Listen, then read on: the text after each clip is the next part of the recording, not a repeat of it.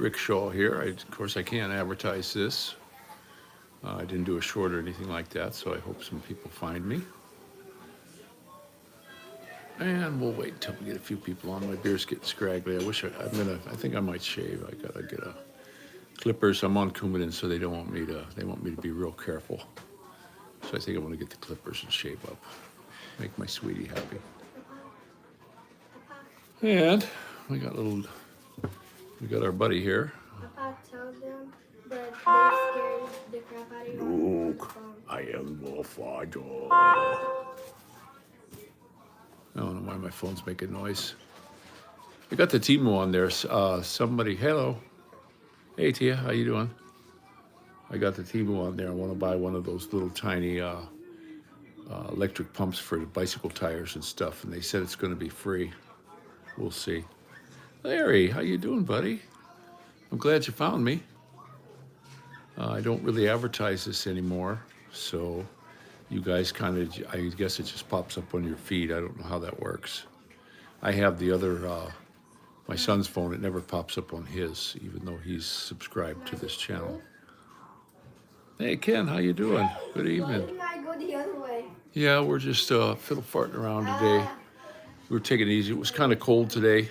We had to go up to the store. We got a real nice, we were out of everything this morning, eggs, bread, the whole bit. So we went up and Mama made us a real nice breakfast.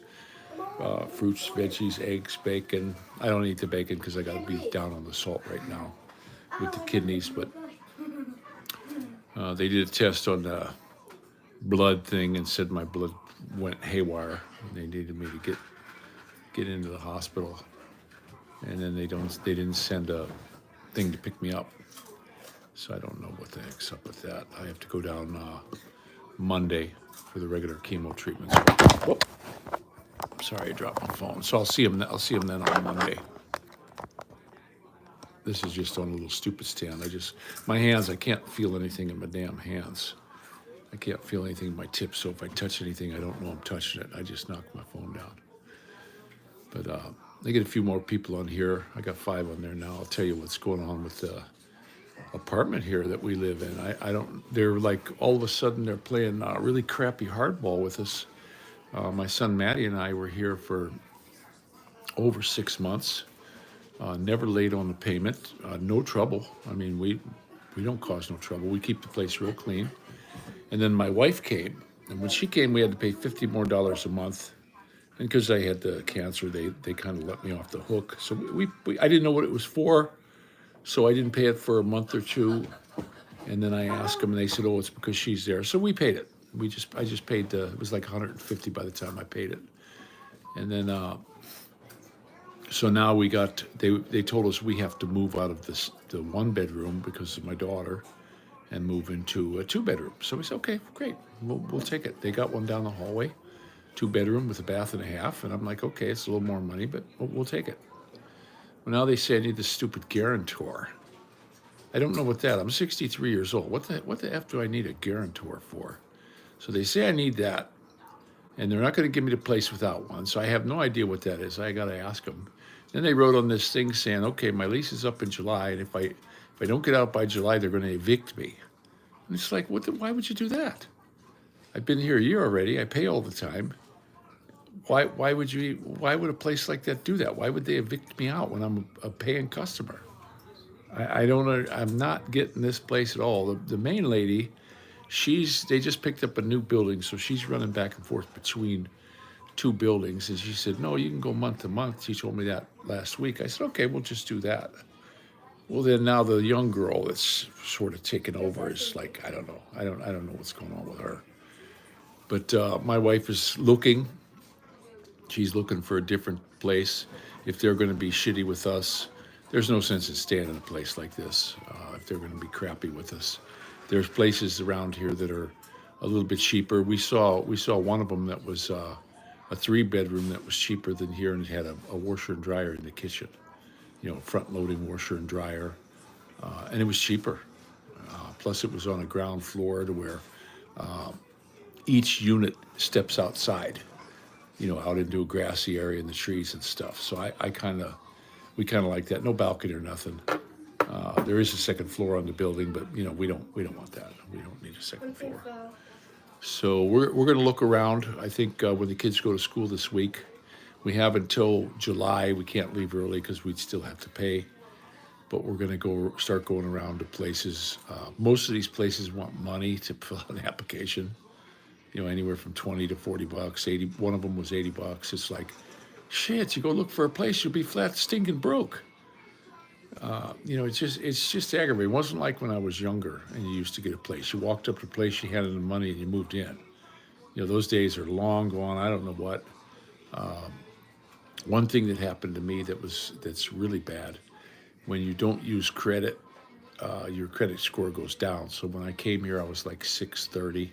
I'd always been way over 700 or something, and it was like 630. And okay, that's fine. That's when I moved in here. My bank gives me the credit score.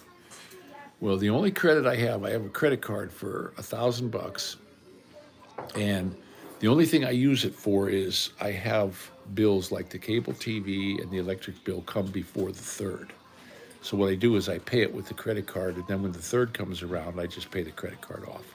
Plus, I have a overdraft on my debit card. It was 100, and now they moved it up to 250, so I can go over $250 on that without any.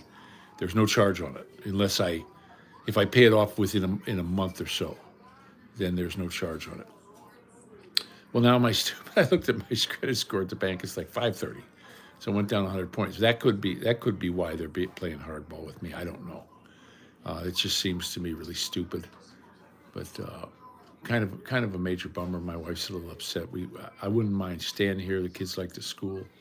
We want to stay in town here. We don't want to leave this little town, but we got to have a place that's close to the stores. You know, there's a lot of them here that are considerably cheaper, but it's a hell of a. We found one over here behind that was half as much as here. It's a little older place. Maddie and I looked at it when I first was looking for apartments. It's not bad. They still pay the heat and everything, so it wouldn't be too expensive. Like I say, it's an older building, and not expensive at all.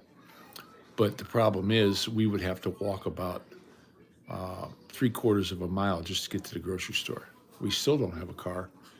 The lady at the VA said that she could help us out with a car. They deal with churches, they deal with all kinds of stuff, and she's going to be actively looking for us a car. She's found them for other people before. Last month they got a guy that had no legs. They got him a car because the church, and then the church people said, okay, the guy's got no legs, so we're going to put the hand controls in for him. And she says this happens quite often. So hopefully we can get a car. And we're still looking. Now we're going to have to be moving, so I got to take money for that. I hope they just say no. The paper was a mistake, and I would rather just stay here, pay month to month for now, and do that, and then we could find something suitable. I'd like to go from here. Chemo will be done in a few weeks. And then I go on like a month-to-month thing, and we would kind of like to check out down south this summer, see about moving there. There's a big VA down there in the town down there, see what's happening with that, and then maybe buy a house. We can find houses down there anywhere from 40, 60,000. That's affordable for me. Around here, you're looking at houses for a couple $100,000. I can't afford a couple $100,000 house. There's just no way on the income that I get. I had to kick up my insurance now. They're taking my insurances out, for the Social Security and my other insurance. Because when I left here, I used to have Kaiser insurance, and they're gone now. And they never switched it when I moved because I couldn't use it anyway. So now I got my that insurance turned back on. So that cuts me down, guys. It cuts me down close to $1,000 a month. So everything's so expensive here compared to when I was in the Philippines.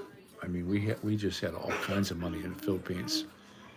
We could do stuff, help other people, and we basically had it made. And now that I'm here, guys, we struggle. It's not good. it's just very expensive to live here. You know, even just this apartment. This apartment's $1,100 a month for a stinking little one bedroom. We're gonna find something cheaper. Since they took the insurance out on me, the lady down at the VA, there's a lady down there that handles, I guess folks like me, to help us with stuff. And she said, "Oh, I can get you some help with your rent. I can get you some help with this. I can get you help with your heating bill." I said, "Well, the heating's in the thing." She says, "Yeah, but you still pay it." And she says, "I can get you help with some food, because we got cut down with the insurances. That cut me down a lot. So that's a real bummer. But you come back from the Philippines to the States, and it is quite shocking how expensive things are here compared to the Philippines. So yeah, everything, Larry, compared to when I was here before, is so expensive. Except people's pay. I was talking to a buddy of mine. He was making $23 an hour when I left here. Well, heck, that was in 2012 or something. He's still making the same. They never gave him a raise, and all the prices went up. Inflation just is killing his money. It's a tax, guys. People don't realize that they're taxing the living shit out of you with this inflation. And these rich folks are just, hey, they're getting rich. They want it. They want this inflation. So it's just a royal shame that it goes on this way. But I still don't want to go back to the Philippines. I just personally myself, I got fed up with it. It's not my home country. Kids like it here, right, guys? Yeah. Yeah. Yeah, the kids like it way better here. Just the school. I mean, they love their school. Guys are doing really good in school, aren't you? Uh-huh. Yeah. I'm getting better at division. Yeah, these I kids are got 2 doing. A's on my test. Yep, they get A's on all their tests and stuff like that. They're doing good at school. They listen. They do get the Filipino thing when it comes to being a good kid. I have said in the past, when I was in the Philippines, I was amazed at how well mannered the children are. Like you get kids here and the parents will tell them to go do something. Yeah, huh? Yeah, and they go like that. Well, in the Philippines, if the mom comes out and says, "Put all your toys away," they immediately drop what they're doing, put all their stuff away like they're supposed to, and go do their little chores and stuff. And that amazed me. And that was years and years ago. I was amazed back then, and I still am. The little Filipino kids mind, and these kids are doing really good. They mind. Mumu, he's got a little bit of a headache because he's the youngest of them, but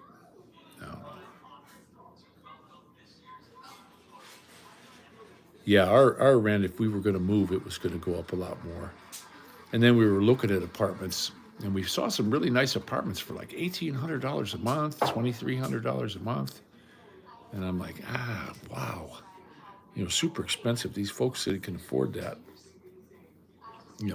I would just buy. I mean, when it starts getting up that high, we just buy. That's why we're thinking of heading down south, and I can afford to buy a house there, because then the payment will be about what rent is, and at least it'll be going towards a house that's ours.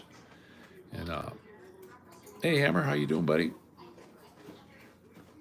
But yeah, we're still looking for a car. We've been seeing cars. It's just getting around to go look at them. Oh, you swallowed.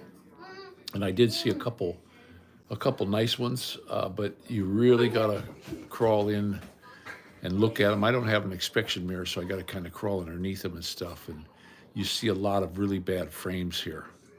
I looked at one that was just, Hey, remember? man, it was beautiful. It rode nice. You couldn't see anything. You couldn't see anything wrong with it. It was a Mercury.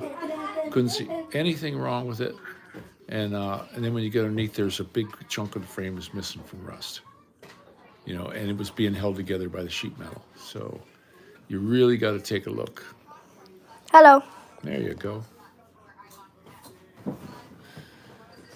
So yeah, but we're doing all right. We got till July to move, and I want to get some different furniture when we come in here. That's why it's going to be, that might push the car back a little bit. We've got this really crappy couch that Maddie and I picked out of dumpster, and we want to get like a couch bed so when my daughter comes to visit or if we get company, we could pull the couch bed out. And we found a sale Lucy, no. Stay on here. two We're of gonna them play here this dropper game that's called at the one dropper furniture store where one of them's like a love seat, so it would be a little bit bigger than a twin. Yeah, we're gonna have trouble with this Wi-Fi again today. I'm sorry. Nothing but trouble. Okay, dear. Hey. Yeah, well, as long as you guys have any questions or anything like that, I'm happy to answer them. Me, I go down for I'm winding down on the chemo now. This week I was still not super strong. We walked up to the store this morning, and I'm not kidding you, it just beat me to the ground. I need to get up and move. And then the dang place called me up, and I did some blood work done. I guess my blood got too thin, and they said, oh, you could bleed to death. Normally they go to the thing. If you start bleeding, get straight to emergency. And I'm like, wow, you guys seem like you really know what you're doing. And then they said, we want you in tomorrow. So they set me up to go there tomorrow, made the appointments and all that, but never got me a ride. So I had no way of getting over to Cleveland to get that done. So I'm just like, there sometimes we really got a problem when it comes to the rides going there. I wish I had a vehicle. I got one buddy out there. He's way out west. He says, "Oh yeah, I got a truck. You can have my truck. It's just going to get it." I'd have to drive a Greyhound out or something, go get it, and then get all the registration and transfer and all that. And I'm like, oh man, but he wants to give me a truck, and I'm like, well, no, I can't run all the way the hell out to Utah right now. What's that going to cost me? We were looking at the thing. It's a hell of a long way, but. Just a subscriber. He says not using the truck, but also it's a pickup truck. Where am I going to put all the kids in? I need place for 5. But we're still looking. The prices are coming down a little bit on the cars because springtime. I do hope we find something, but I don't want a real piece of junk. Hey, Bubs, how you doing? Dees channel, hello. Dees channel, good morning from Philippines. Hey, how you doing? All right, where's my, I thought I saw, oh, I thought I saw Bubs on there. Didn't I see Bubs on there? Okay.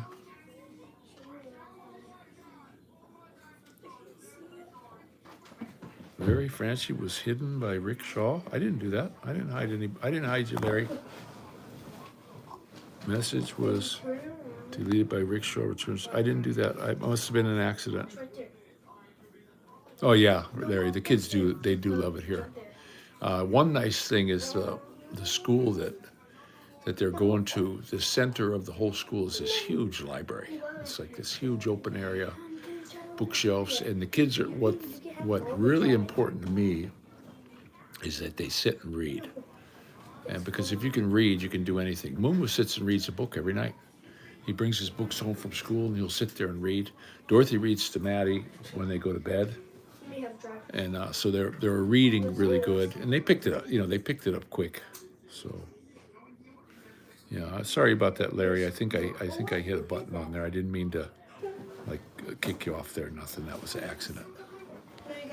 But, watch how the pro do it.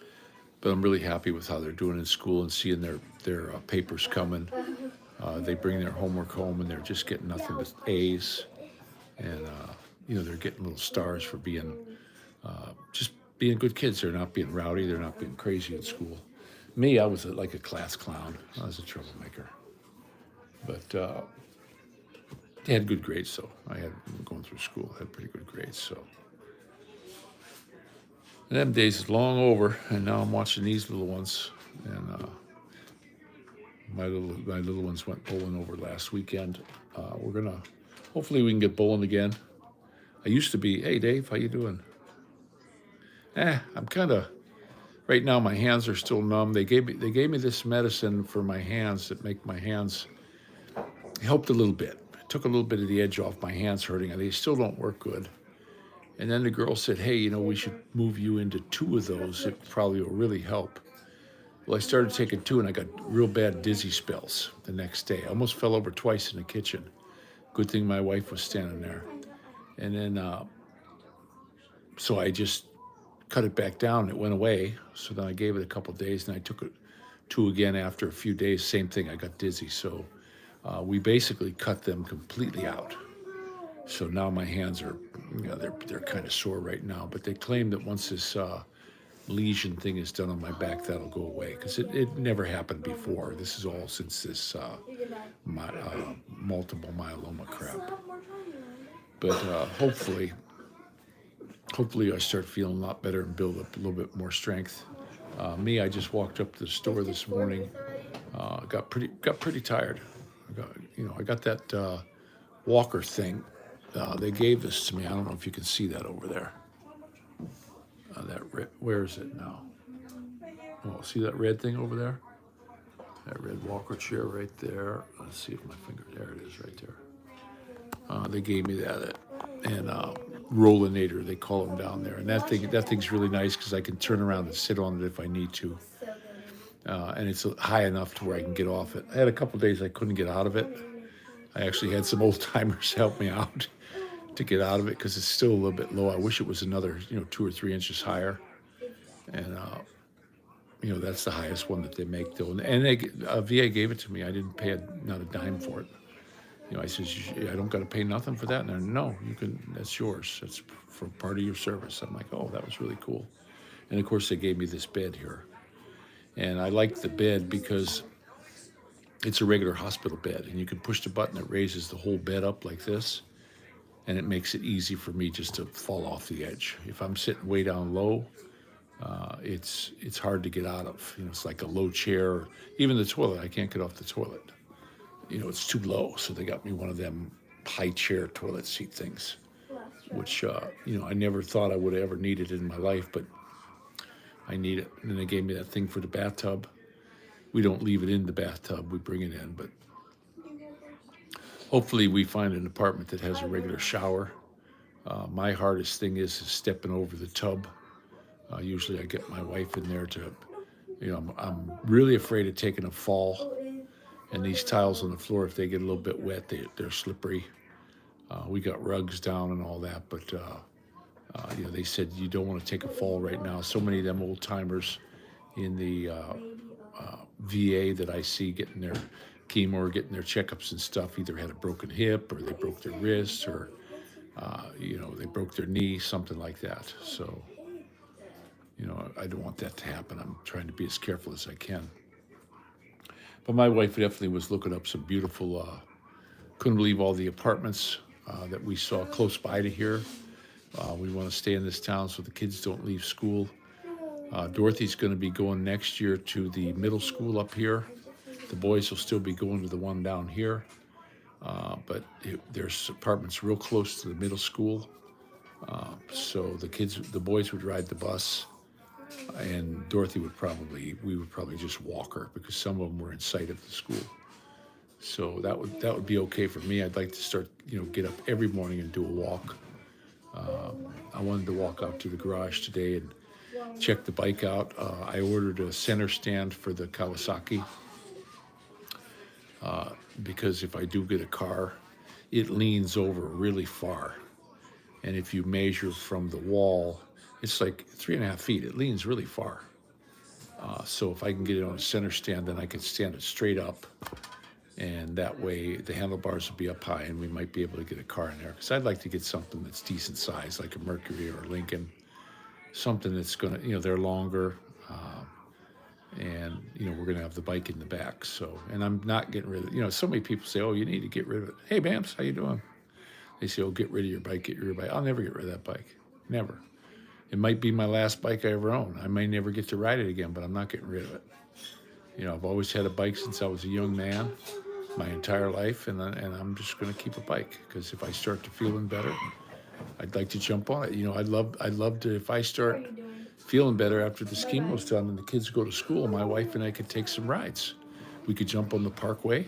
She loves to go riding with me. She always jumps on the back. And now we're not on no little stupid bike. We're on a nice, big, comfy bike. And not going to get in a hurry. Just putt along. I love that bike. I could have had any bike I wanted. I could have had any bike I wanted, and I chose that one. And I don't think I made a mistake. I think it is an absolute 100% fantastic bike. It looks good. It's big. I'm up high. You know, there were somebody hits you, you can pick your legs up and they hit the bike and not your legs. So, you know, it's a Kale R650. It's not the S model. That's the lower model for shorter people. And I just do fit on it. And the dang thing rides nice. I'm going to take it up for its first service. There's a place right over here, not too far in Elyria. I called them. I'm going to take it over there probably as soon as I get to feeling better, unless I can get my brother to do it or something, and get him to do the oil, because it's been, you know, it's only been running half hour at a time in the winter. And then I can put the center stand on. It's a piece of cake to do that.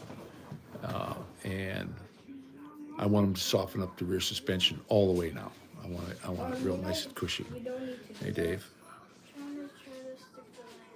Yeah, I had a few Harleys. I had my favorite Harley I ever had was that Buell Ulysses. That was my absolute 100% favorite bike I ever owned in my life. You know, oil bag was in the swing arm, fuel was in the frame, low down. That thing really cornered nice. I loved it. I had a Dyna with nitrous and Procharger, supercharger on it. And then, of course, I had that first Sportster. And the first Sportster, I bought it from the dealer. It was an 883. But then they put the 1200 jugs on it right there at the dealership. So instead of paying $12,000 for a 1200, I wound up with a 5-speed 1200 for $9,500. And I had different buddies that had Kawasaki 1200s, 1300s and stuff. And first, second, and third, that Harley was just gone. I mean, they just dig. They dig and rip. They got all this torque down low, and you're just boop, boop, boop, boop, and you're just in front of them. So, who cares what that guy says? I really don't care. Ain't no car or a new apartment. Yeah, well, we're looking. No, I haven't done a beg or do a fund me or anything like that. You guys want to listen to a guy like that, you know, and look at him when he does his lives. He's got all this money coming in, and he's nothing but a womanizer. If that's the kind of person you want to believe, well, go for it. Go watch his channel. You know, that's fine. You're broke last decade. I don't think so. So why don't you just F off? Go somewhere else. Jail. We don't need you. Okay.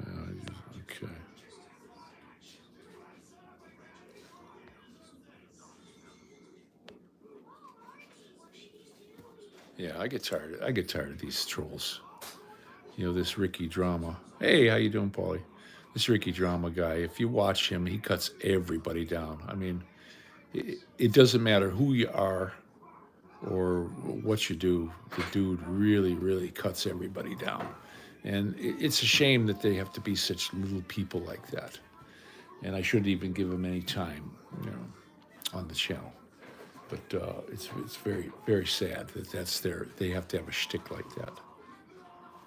Yeah, I went ahead and hit him from the channel, JL. He's probably one of them womanizers too. You know, all they do is run around and, you know, start screwing all these chicks, and then they get in their brain that that's the way everybody is because they're that way, and it's a shame.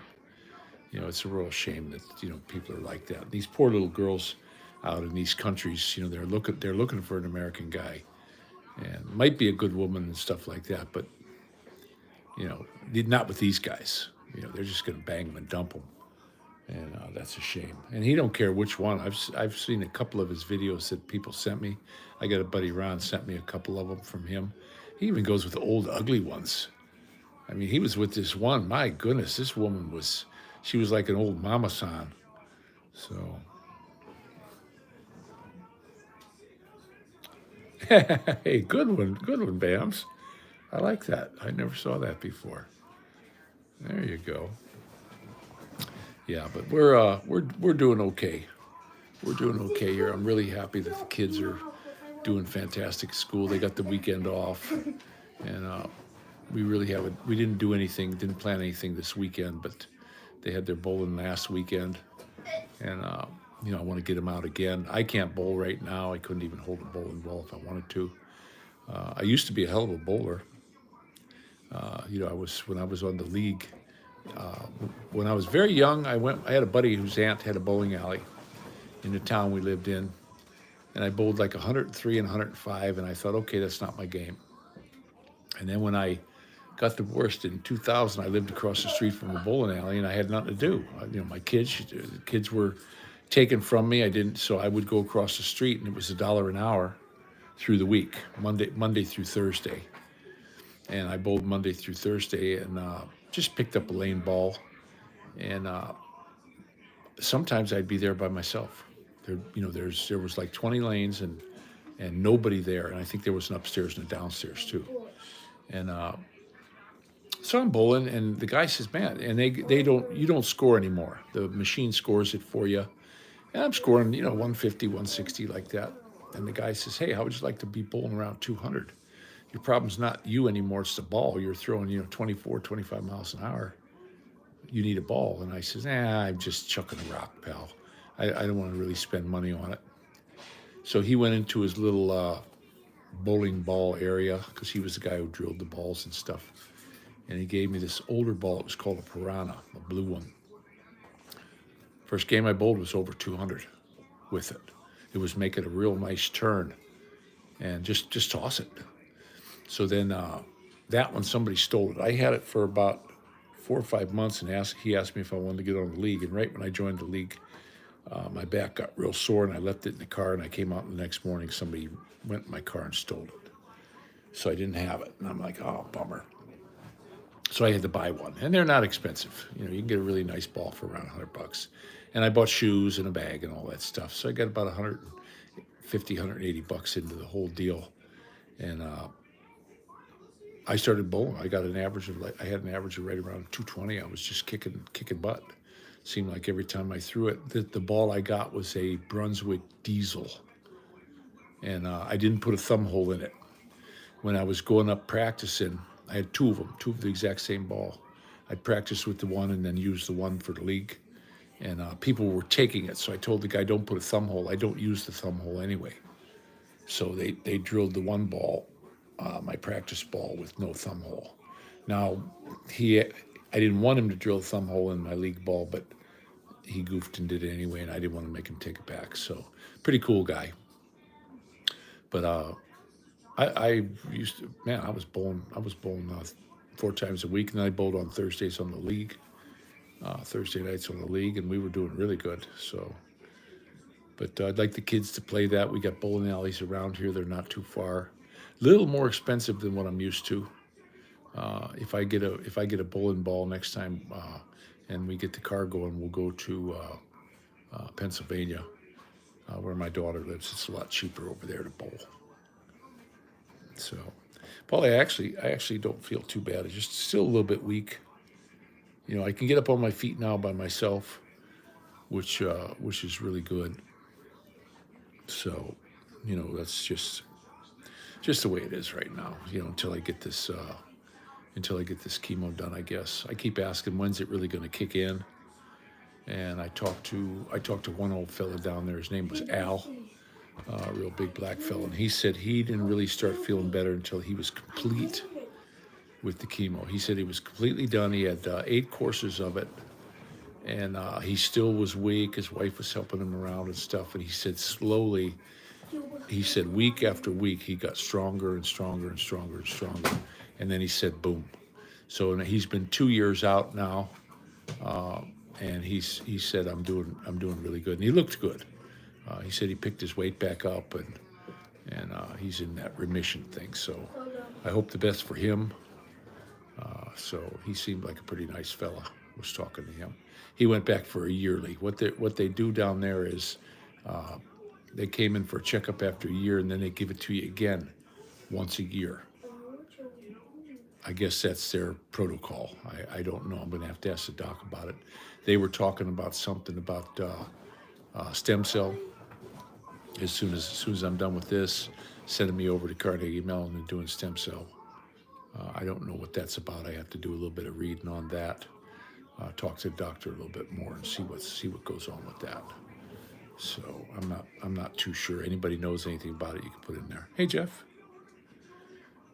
Well, I'm still not really gaining a whole bunch of weight, Jeff. I'm still about the same, about 190, a little bit over 190. Food to me just tastes horrible.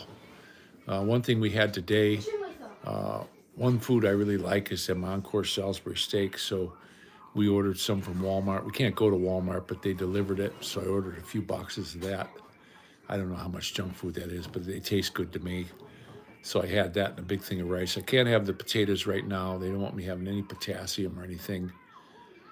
So no bananas, nothing like that. So I had a few of those. I really like those. I got to start eating a little bit more to fatten up. My wife's been cooking me these fantastic breakfasts. I don't know what we're going to have for dinner tonight. It's 8 o'clock already. Ask Mom what we're going to have. Dorothy or Maddie. Yeah, they're going to find out what's going on. But I don't know. I'm kind of 50-50 with the feeling right now. You know, better than before. Honest, way better than before. I had times where I couldn't even make it to the bathroom.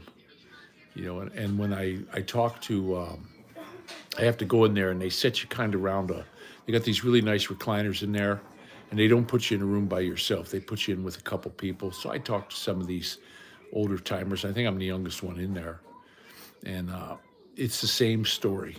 It's the exact same story with all of them.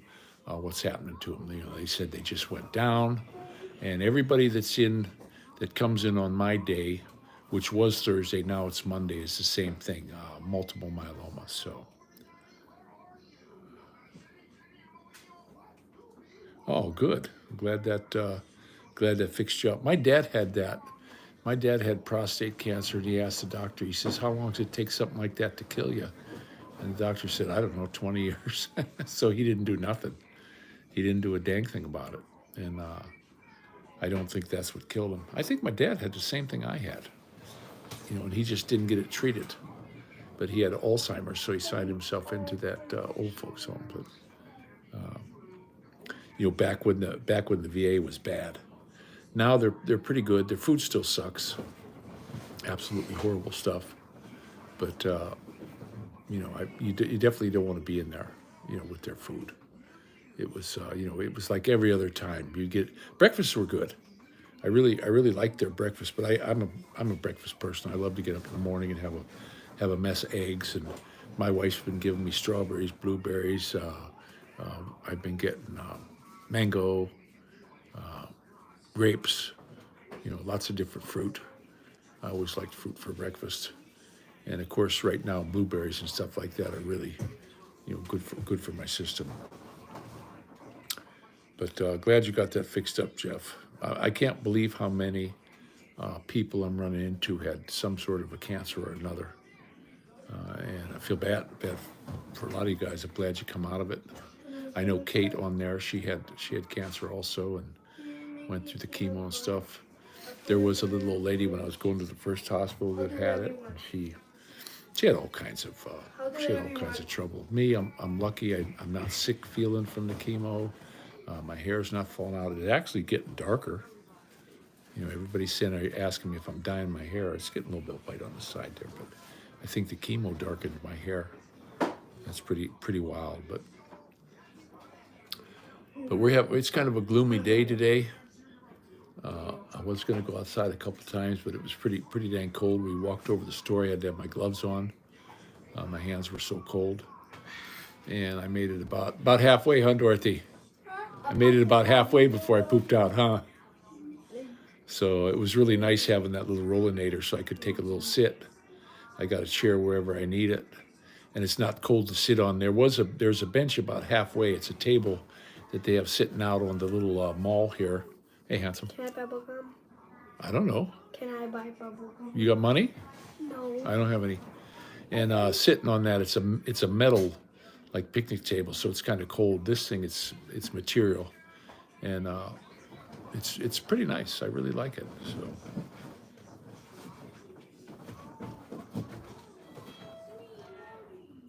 Oh, cool, Jeff. All right. Bringing your girl here. All right. Yeah, I think that's about the fastest way to bring somebody here is with the fiancé visas. Oh, yeah, I know they drink Lumbadog down there in Lukban. I know where that is. Yeah, they make that stuff. One time I went down there. We were down in I was actually down in Southern Leyte, and I brought a bottle of scotch, and to bring to this fella I knew down there. He was the meat guy, and they took a 5-gallon bucket and they dumped Lumbanog in there and the whole can of fruit cocktail, the big, the real big can of fruit cocktail. They dumped that in there. They grabbed some rum, 3 or 4 bottles of rum, dumped this in this 5-gallon bucket, grabbed my scotch, dumped that in there, and they had this bucket about halfway, and people were just taking dippers and putting it in their glass, and they were drinking this crap, and it was absolutely horrible. Oh my goodness. Yeah, it's like a coconut wine. Now, if you just get the Lubanog, the clear stuff, that's really good. Now they do make some that's like brown, where they don't filter it as good. That's got more of a shell taste to it, but the clear stuff is really good. It's coconut. It's coconut whiskey. They ferment coconut, and I don't know if it's good if you sip it. I mean, you can get too much of that stuff real quick, just like anything, But I had some, and when I left, they gave me a little jar of it, and that was back before the airlines stopped you from doing that. And I brought some back here, gave people around here a little sip of it, What do you think? and it's got a really good taste to it. I think, for like you might call it a sipping whiskey, is what I would call it. I don't know if it's really a whiskey. They call it. Some people call it wine. Some people call it whiskey. Anybody who knows who makes it, let us know. Whether it's a wine or a whiskey. Yeah, the alcohol content, it depends on how long they ferment it. Some guys, if they leave it brown, it's not fermented so long. Some of them actually distill it. I've seen that. I don't think it's 100% alcohol. No, I really don't. It's not that high. You get that like 180 proof crap that you buy here, those little tiny bottles people put with Kool-Aid. That stuff's absolutely horrible. Whereas Luminog's got actually a good flavor to it. I think it would be more like about a 40 or 60 proof, something like that. So, I don't know. I really don't know. I didn't think it was that high.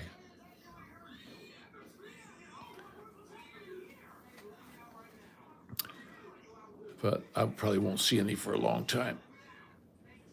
That was many years ago I had that. That's more down in the provinces they make that. And then when you get away from like Manila and into these provinces, they got all kinds of weird beer. Like we had Golden Eagle one time. I don't even know who makes it, but it was pretty inexpensive. They only sell it in 1,000 liters. It was pretty cheap. It was like half of what the Red Horse was. It tasted pretty good when we were out in the province. That was in Mindoro. My wife still wants to do some sort of a house there, but I won't be going back. I don't know if something happens to me, she might. I don't know. Kids definitely don't want to go back. No. Are you ready to go back to the Philippines, guys? No. They're hollering, no. No. Yeah, Philippines moonshine. You're right, Jeff. Yeah. And them guys, they'll ferment all kinds of stuff. I seen one guy, he was fermenting crab juice. He was putting the crab, he was smashing the crabs up. Hey, Dorothy. Smashing them. They were still alive. He was catching them out of the coconut thing and like smashing them and putting them in his fermenting tin. And I never tried any of that because I smelled it, and oh gosh, it was horrible smelling. But they do eat some weird stuff in the Philippines. I know. Well, I eat balut though, but some people say they would never try balut. I've eaten that. I didn't think it was too bad. Why? What are we gonna have? Did anybody find out what we're gonna have? I'm gonna have to get in there and rustle something up, I think. Because it took. Wrigley's gum. What was that kind of gum you got the other day, Maddie? It was like an ice break. Do you have the box? Oh, I think I left Oh, you can have a picture. she got some gum the other day. That I couldn't believe what a tasty gum it was. Probably all deadly chemicals in it. I don't know. Maddie bought her, I think, icebreakers. She said. $4. Wow, that's a lot for gum. I know. $4 for a gum. It was a big. It was like a big plastic tin of it. There was a whole bunch of gum in there, but $4 still seems like a lot. So, but yeah, I got to get out there. I ordered the center stand for the bike. My hands are working somewhat better. You know, I can squeeze them, and I don't have to do much. Ice Cubes, the gum is called. This was the gum. If you guys ever want to try this kind of gum, it's really tasty. But the only thing I have to do is take the 2 bolts off the foot pegs, and then they give you 2 longer bolts with lock stuff and Loctite, blue Loctite, and you torque it down to 18 foot-pounds. I watched a video on it. The guy actually did the video, was about 7 minutes long for him to swap that. Now he had the bike. I can lean it up against the wall and do one side at a time. You know, do one side and then do the other. So.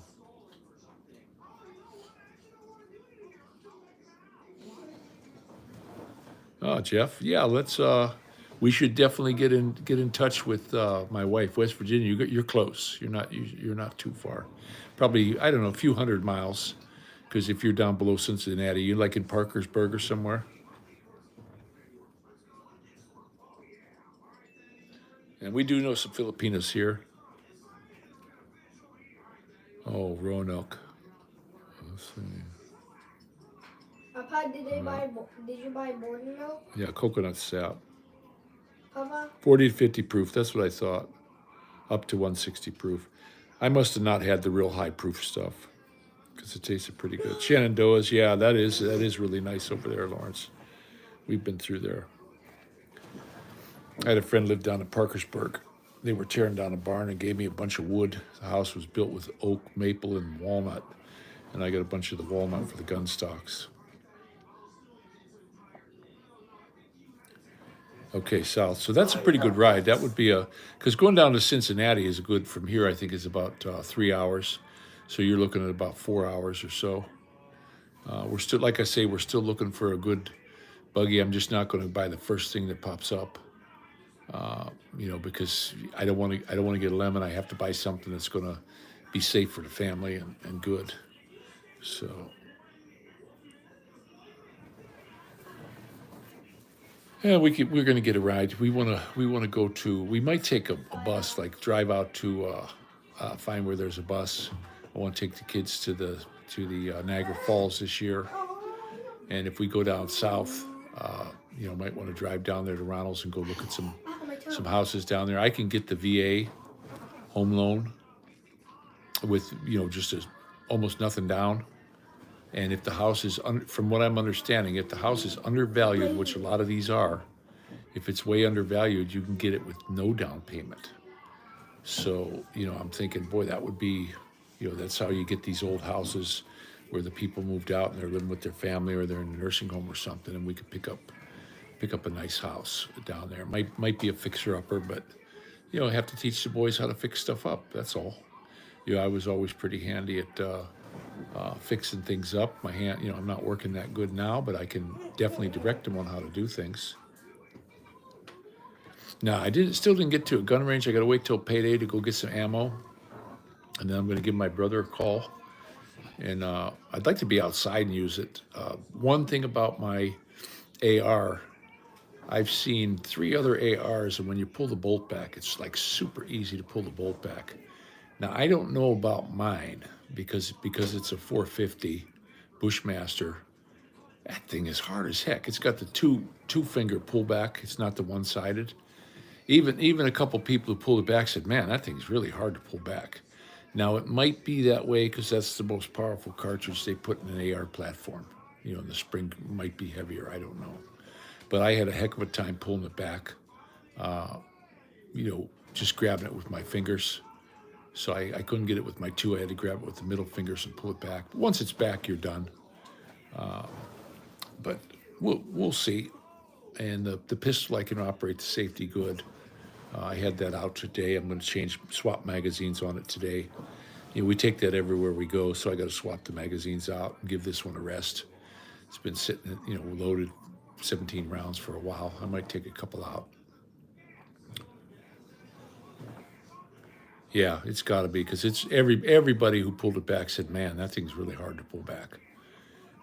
But yeah, it's a monster cartridge. I mean, when you go look at it, they're kind of expensive, but I'm going to buy a box or two, and they even got the like big pistol bullets in there, and I'm just going to get one for plinking with the heavier weight and see. I mean, it's a nice gun. I wish I would have got the lighter barrel instead of the heavy barrel. It seems like it's very front heavy, but we'll see how it is once you start shooting it. I haven't shot it yet, and this is my first AR platform firearm. When I had the gun shop, I never worked on them. I had a big sign out front, take your AR somewhere else, because what happened to me was when I first started the shop, guys would bring them in and they would dick with them. They'd get in there and they'd fiddle fart around with them, and then I'd fix them, and then they'd take them home and they'd dick with them some more, and then it'd break again, and they'd say it was me doing it. So I got to the point where I said, you know what, take these things. If you know what you're doing, you just keep doing what you're doing. And it got to be that way with some of the 45s guys would bring in. They'd start playing with them and putting all kinds of these weird parts on them, and then they wouldn't shoot anymore. I had one guy walk in with a loaded one like that, and he's pulling the trigger. He pulled the trigger, and I says, "Man, get the hell out of here!" And then he goes, steps outside, and said, "It won't shoot. I'm showing you." He stuck it out the door, and it went off.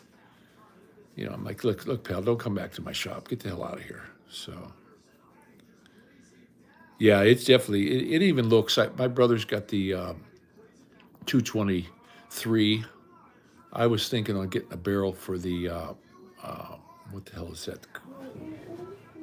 Oh shoot! It's not actually a caliber. It's for 223 and 556. I can't think of the name of what they call it. .556 Shangshong or whatever the heck that was. I forget. But you can put both of them in 223 or 556 and shoot it. I can't remember. It's you go to Bear Creek Arsenal and they'll tell you the caliber. And there's no ammunition for it. It's just that the chambering is what it is. And I'd like to get one of those, but I'd like to set that one up a whole different gun, just like the Colt, with the top handle, just like the guys carried in Vietnam. I went out to the Pittsburgh gun range where the police were when we were at the gunsmith school, and they had one on there. They had some fully automatic ones and stuff like that, but semi-auto, and they had it was a Colt. It was the Colt brand, and we had targets all the way out. The farthest targets went over there was out to 450, and I'm not kidding you. I could not miss with this thing. Now the plates are pretty good sized. I mean, they're big around as a guy's chest and all that, way out there. But they got chickens and pigs and all that, and just every time I fired, you'd hear a dink. It was a dink. But then a buddy of mine, he brought his 404 Jeffries he built out, and nobody was wanting to shoot it. I had a 460 guns and ammo I was shooting, 500 grain bullet at around 2,500. That was a monster. And he got this 404, and it was real lightweight. Nobody wanted to shoot it. And I shot it at a plate out there at 100 yards, and that bullet came almost back to us. It turned red and landed right in front of us, and we were like, okay, it was a solid. So you got to be real careful shooting solids at a steel plate gun range. And one time we were out jackrabbit hunting with my buddy, and I had a 9mm, and my buddy that was hunting jackrabbits had a 45 with full metal jackets, and rabbit ran out in front of him, and he went through the rabbit into a rock, and the dang bullet came right across my face. I think it was 20 feet from me, but boy, I could just hear it whipping right past. I said, okay, if that would have hit me in the head or something, it would have knocked me for a loop. So be careful with the full metal jackets when you're doing stuff like that. Yeah, I don't know. I haven't seen anything like that, BAMs, with the 300 Winchester mag. I know they're doing 308, and that's a hell of a cartridge right there. I know Ruger Mini 14s were doing them in 308. Built one when I was at school. But this one's specifically made for it. I got it as a hog gun. I want to buy one more one more weapon, and that's going to be a slug gun, a pump slug gun. And then hopefully I can get out there hunting. If I go down south, I'll definitely do some hog hunting. I like to hunt. I'd like to teach the boys how to hunt. Maddie's got a 22 already, and we might get them shotgun or something. We'll see down the road. We gotta get a move on after I get done with this chemo stuff. If I get feeling better, and then we'll see about the VA down there in. See, my brain. Sometimes my brain doesn't work. Dolphin. They have a big VA there, so we'll see. My buddy Ronald says they got one anyway, and then Montgomery. But I'd like to get into warm climate. Even just today, it wasn't really that cold and made my hands hurt. If my wife leaves the window open at night, I'll wake up, my hands hurt in the morning. I can't have any cold on my hands at all. So I built when I was into school. I went ahead and built a 300 Winchester Magnum off of Remington and a Shiloh Select Match Grade stainless barrel, and put a really nice bench rest stock on it, fully adjustable, and I had a Shepherd scope on it, and I could sit out there and blink targets at 500 yards, with just only a 2-3 inch group. Everybody, that was a really fantastic rifle. And deer, I like those the spear bullets. And we had a place that we hunted where we had milk jugs. We had milk jugs at 100, 200, 300, and 350, 450, 5, all the way out to about 800 yards. And the longest shot I made on there was right at 500, and popped him right in the neck. He stepped out from the tree, and I wasn't going to wait. I put that scope on him. Pew, didn't wait. Got him right below the ear, and that was the longest. I've seen guys do longer. I had a buddy of mine shot one at around 800 yards, and he was sitting there, and he had his bench rest rifle, and the thing was standing there up on a cliff, way the heck across. We were range finding it with the laser thing, and it was saying like 800 and some yards and stuff, and he had the stock where you could dial it, and he was dialing this stock in to get the scope up, sitting on a bench, and sure enough that he nailed him. It took forever though for that bullet to get there. We were like, oh, you missed him, and then all of a sudden fell down. But he didn't get a rack out of it because as it fell down the cliff, the rack broke. Poor guy. But it was a beautiful deer. Meat was all nothing but purple mess because he went down. He had to go down about 160 feet before he hit the first thing because of the way he jumped. But that was pretty wild. But it's already a little bit after 8 o'clock, about 8:15 today. It's starting to get dark. We still have a little bit of light outside. I remember when I came back here in 2017, when I was getting the artwork done, and I was talking to my wife on the phone, and I was showing her out the window, and you could still see the sunshine, and she was like, what? Because it gets dark at 6 o'clock in the Philippines all the time. It's just dark. That's why it cools off there. People think, oh, it's always so hot in the Philippines. No, because it gets dark at 6 and it cools off real quick once the sun goes out. But here in the winter, it'll get dark at 5, and in the summer, it don't get dark till 9:30 at night. So, people don't know that.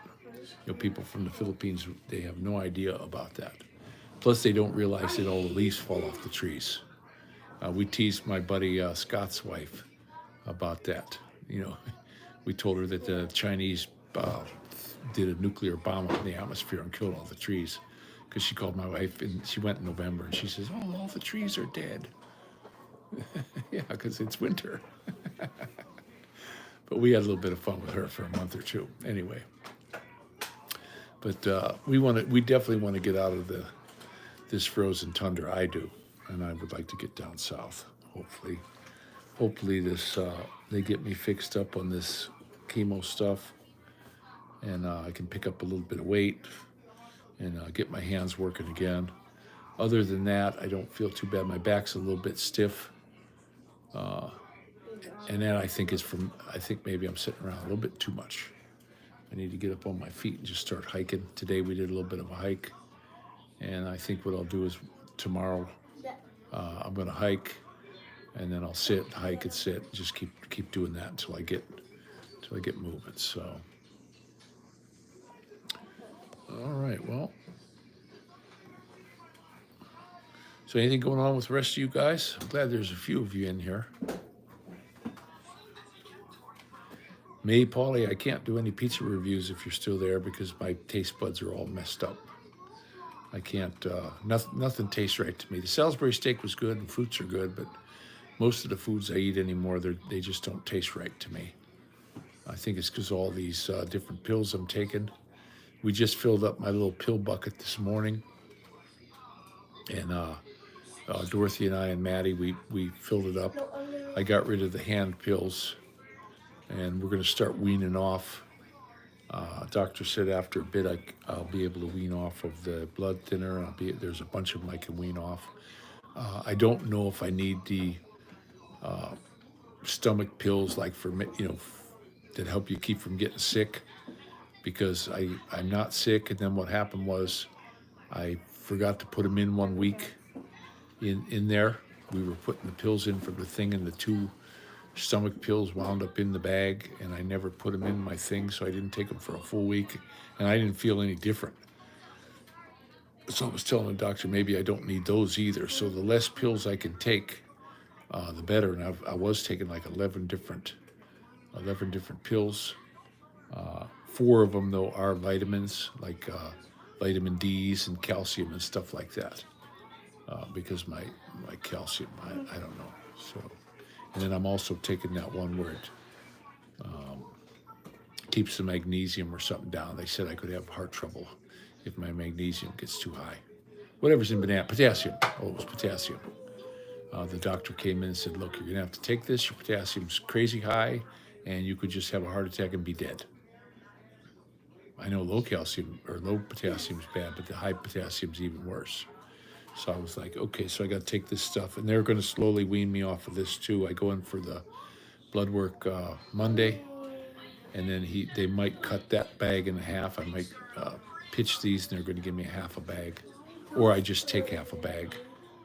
And it's like a chalk powder stuff I got to drink.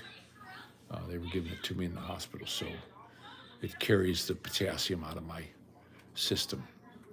So they're going to check that. I know the other thing, what was that? Calcium in my system is good because I'm not getting them herks and jerks.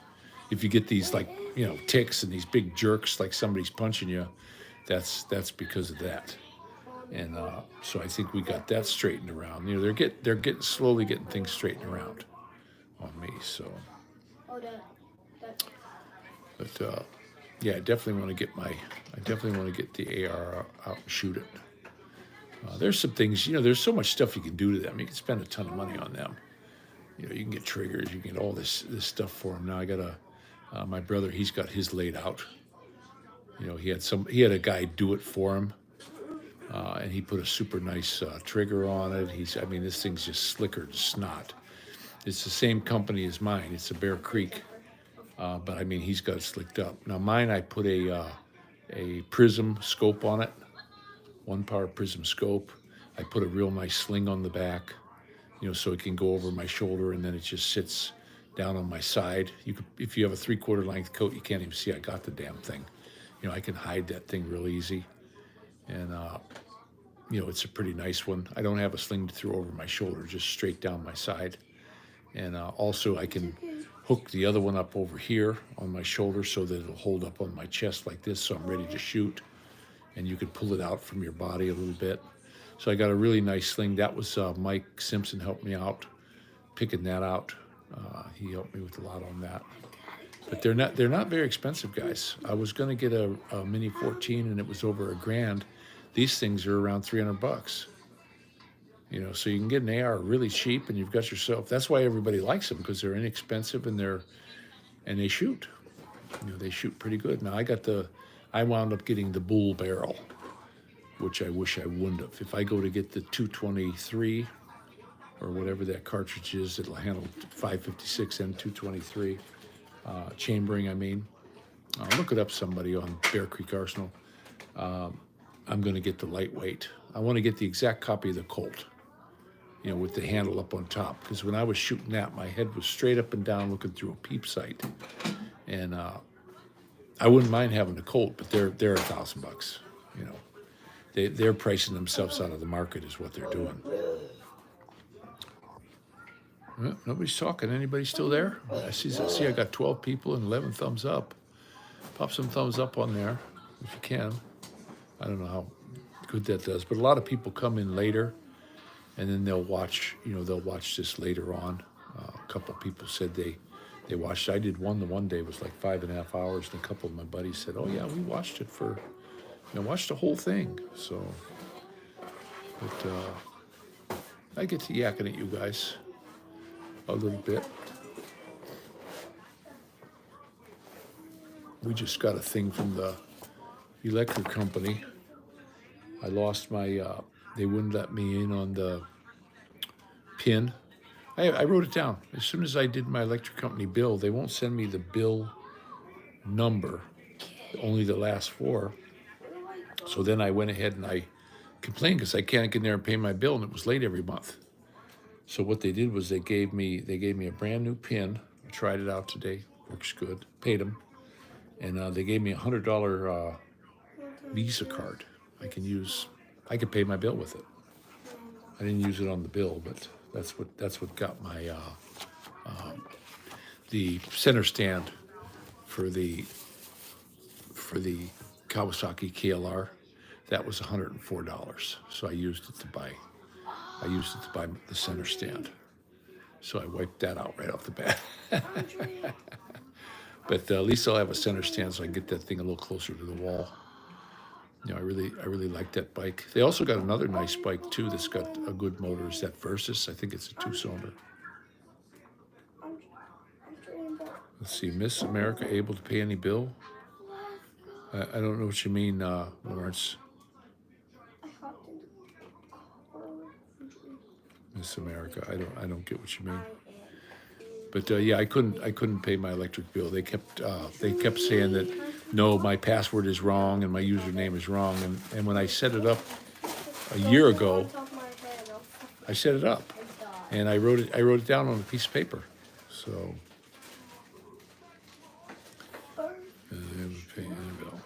I still don't know what you mean in the Philippines. We had no trouble paying our bills in the Philippines. Just went down to the bank and paid everything once a month. I could do it. I could actually do it online. Yeah, I could just go down to the bank, and then after a while, I was able to do it. I was able to do everything online. We didn't have much, electric bill and water bill and stuff. But here we don't have a lot of bills either. We got our heat's paid here. We got the apartment, we got the cable TV, and we got the electric bill, pretty much. That's about it. When we move, we want to try. I told my wife you're looking for a place, make sure the heat's included. In case if we stay here one more year, if we sign a lease, we'll have to stay one more year. I would like to find a place that was month to month, so if we decide at the end of next summer to boogie and head south, that we can just do it.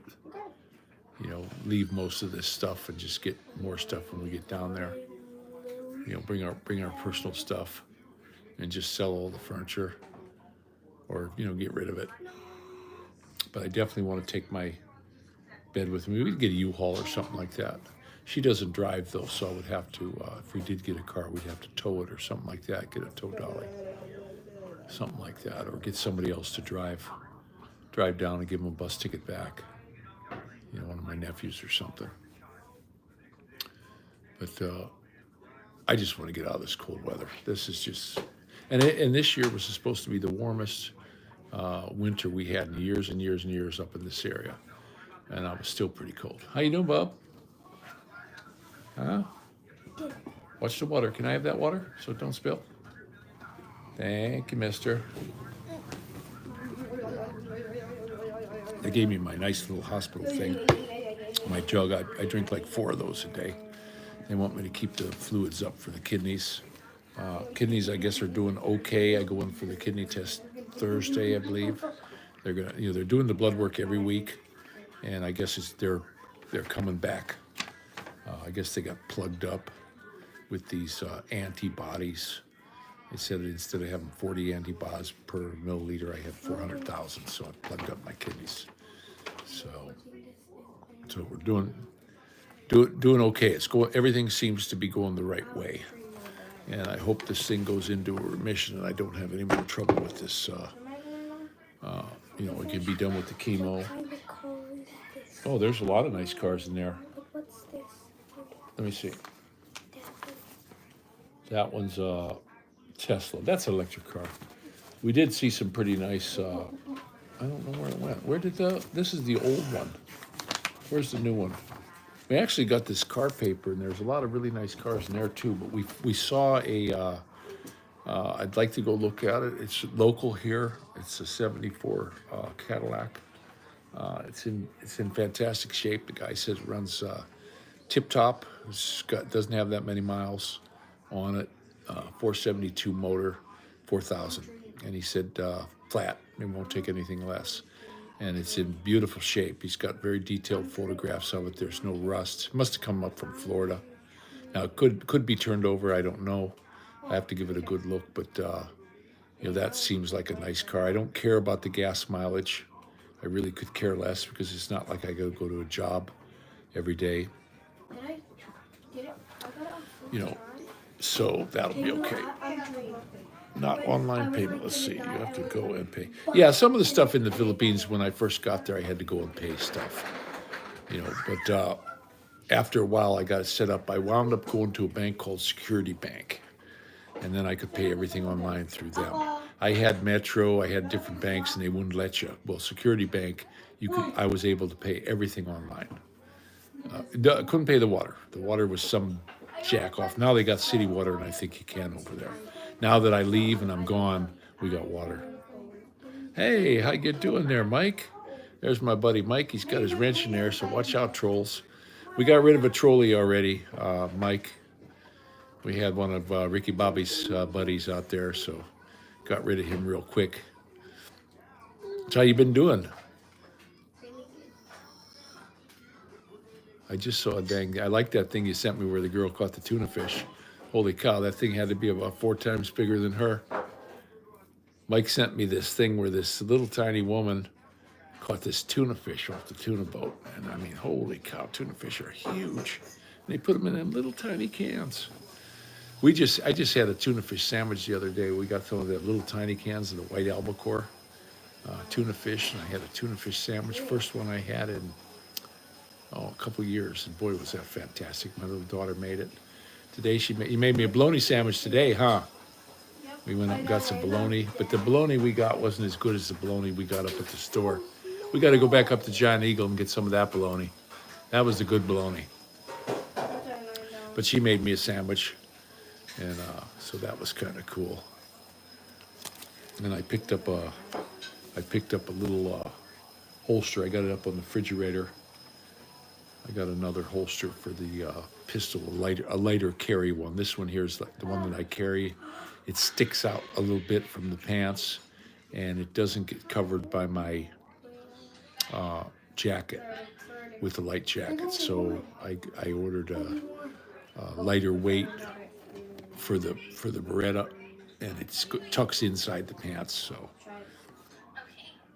Yeah, Mike, there's a Giant Eagle over here that they make their own bologna right there in the store, and that is absolutely fantastic. Well, that's a mile away, and I just barely made it up to the dollar store, so we bought some Oscar Mayer bologna, and boy, what a difference. It's just nowhere near as good as that bologna up at Giant Eagle. The stuff they make up there is fantastic. Where I come from, they never called it bologna, they call it jumbo. You know, you go in the store and you ask for bologna, they're looking at you like, what? What do you want? You know, where in Pennsylvania they call it jumbo. Everybody does. So, but yeah, we like the bologna at Giant Eagle. Next time we go up there, we're going to go ahead and get it. We just did get some delivery from Walmart. We can't really run up there now because we don't have a car, but I'm going to go ahead and the delivery was $9. It cost me to deliver the food today, and it doesn't matter. It doesn't seem to matter how much you got. And then, of course, you want to leave the people a tip. So we got some Encore stuff, and I think I'm going to start having them deliver it because we can't run up there. It's 5 miles from here. Now there's one in North Olmsted. We may move over that way. We got to check out the schools. I know the kid loves their schools here, and I'd hate to kick them out of school with all their buddies because they're doing so well. But there's a lot of stores over there, and I'm not going to get in a hurry to grab the first car I see because I don't want to get stuck with a lemon and buy something and the damn thing breaks down because I don't think I can work on it. I have limited amount of tools now. I just have a small toolbox out there. Now, I did see on Facebook Marketplace a lot of 70s and 80s cars, which for me are easy to work on. But I saw a Buick that I wanted with that 3800, which is like a tank motor. But I don't know if that one's going to be gone by the time. It's a little more money than we wanted to spend. And I don't know if that's going to be gone by the time we get the rest of the money. But there was a beautiful Buick with a 3800 in it. And that was another one with detailed pictures, and this thing's just in immaculate shape. But they want what they want. The guy came right out and said, look, I'm not coming down a penny on this thing. So, yeah, I know. I'm not going to be in a big hurry because you can get some. Sure. Yeah, that would be okay. Thank you. Just going to make us some soup. But yeah, I got to be real careful. I don't care if it's a gas hog. I'd love to go look at that Cadillac. The guy wants $4,000 for it. It's a 1974 Cadillac Coupe de Ville, a white one. It's immaculate. It's in beautiful shape. The guy said it's only got 50,000 on it. It was his old man's garage kept, and he said he wants 4,000 for it, and that's it. Well, I don't have the 4. If I had 4, I would go over there and look at it today, and if it looked good, I would just grab it because, like I said, those things only get 12 miles to the gallon. That's all they get, but I don't really care.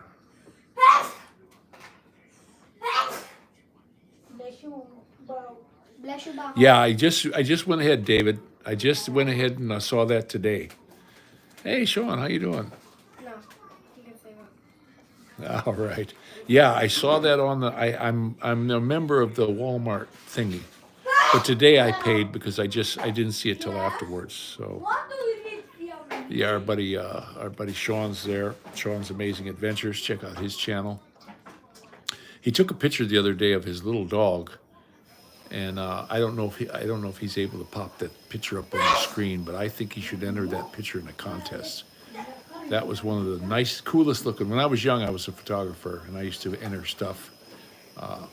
pictures in photographic contests, and he's got a picture I think would win a contest of his little dog. Just the way it's framed and his little dog with the tongue sticking out, I think it's just a fantastic picture. I don't think you can show it on here, though, on this thing, Sean.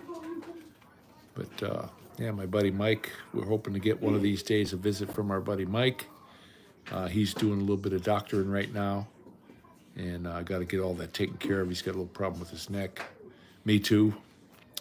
This morning when I was walking to the store, I'm kind of hunched over. I got a mighty hunch like Montgomery Burns, and I went to look up, and my neck popped really bad, and it's been sore ever since. My wife gave me a little back rub in the kitchen for a while.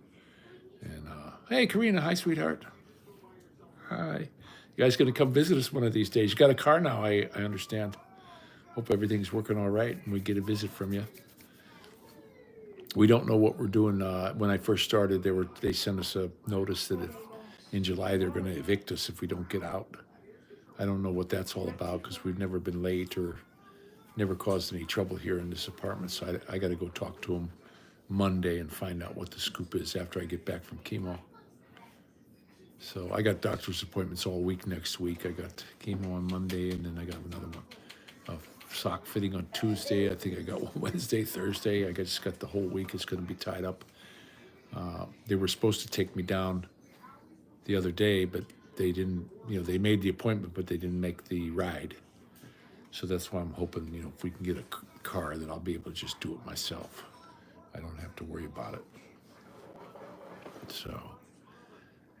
But it'd be nice to get a buggy, and I like them big old cars, like that big old Cadillac. I love them things. Big old Lincolns, they're just nothing but big tanks. if the thing's really good. Plus, you can get parts for them around here.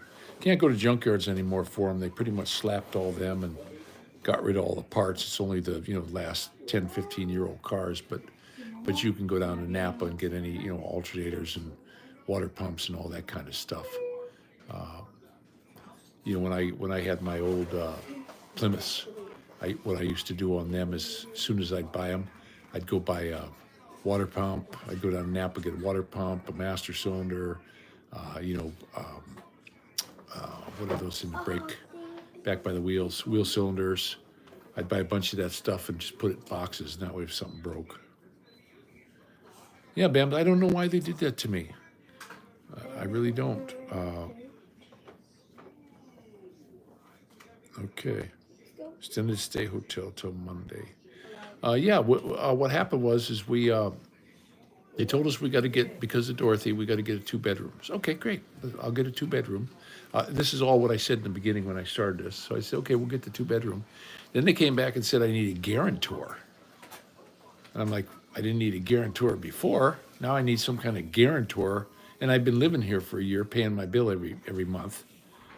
The girl had told me a week ago I could stay month to month. So now they got this new girl took over, and I got to have this guarantor. And I says, well, then I guess we'll just move. And she sent me this letter saying, okay, you got till July, and if you don't get out by July, we're going to evict you. And it's like, why would you do that? I mean, are they shooting themselves in the foot? I don't get it. I don't know. Oh, bummer there, Sean. Oh well, you got at least the landlord got you some other place to stay. That happened to me one time when I was staying in a place. They had a gas leak, gas main leak. It was all natural gas heat, and they put us up in a Red Roof Inn. And what was really cool about the Red Roof Inn was they had meals, and they never said you couldn't have the meals. So I was just going down and getting the meals every day, and they were putting it on the bill. Nobody else was getting them. I was going down there and getting 2 meals a day. It was pretty cool because I was off work then. I was on vacation when the gas main went. And I thought, oh, cool. And they had a swimming pool, and they had a sauna, steam room. I mean, it was a real nice Red Roof Inn, so I stayed there. Boy, those are terrible, Faye. What? Those. What kids like this? Oh, I want to show that on the camera. Wait, The kids like it, but this is the... my wife bought these for the kids. No, Ate. This Oh, Ate, is our friend bought these for the kids. This is good. The kids like them, man. I took a bite of one. It tasted like he was eating a dried Rocky corn tit or something. I don't know. I didn't think much of it at all.